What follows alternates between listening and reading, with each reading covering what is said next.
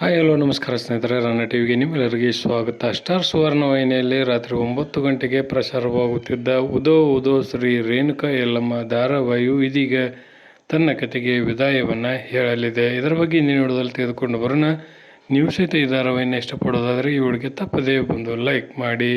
Star ಸುವರ್ಣ ವಾಹಿನಿಯಲ್ಲಿ ಪ್ರಸಾರವಾಗುತ್ತಿದ್ದ ಭಕ್ತಿ ಪ್ರಧಾನವಾದಂಥ ಕಥೆಯನ್ನು ಹೊಂದಿದ್ದ ಶ್ರೀ ರೇಣುಕಾ ಯಲ್ಲಮ್ಮ ಧಾರಾವಾಹಿಯು ಇದೀಗ ತನ್ನ ಕತೆಗೆ ವಿದಾಯವನ್ನು ಹೇಳಲಿದೆ.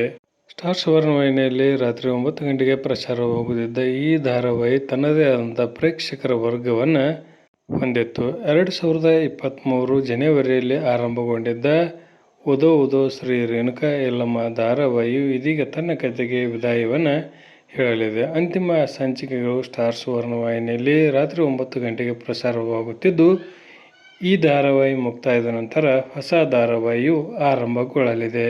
ಇನ್ನು ಒಳ್ಳೆಯ ಜನಮೆಚ್ಚುಗೆಯನ್ನು ಪಡೆದುಕೊಳ್ಳುತ್ತಿದ್ದರೂ ಸಹಿತ ಹೊಸ ಧಾರಾವಾಹಿಗಳಿಗೆ ಅವಕಾಶವನ್ನು ಮಾಡಿಕೊಡುವ ಸಲುವಾಗಿ ಈ ಧಾರಾವಾಹಿಯನ್ನು ಅಂತ್ಯಗೊಳಿಸುವುದು ಅನಿವಾರ್ಯವಾಯಿತು.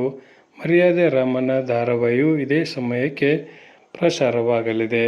ಕೊನೆಯದಾಗಿ ಈ ಧಾರಾವಾಹಿಯ ಬಗ್ಗೆ ನಿಮ್ಮ ಅನಿಸಿಕೆ ಅಭಿಪ್ರಾಯವನ್ನು ತಪ್ಪದೇ ಕಮೆಂಟ್ ಬಾಕ್ಸಲ್ಲಿ ತಿಳಿಸಿ. ಧನ್ಯವಾದಗಳು. ನಮಸ್ಕಾರ.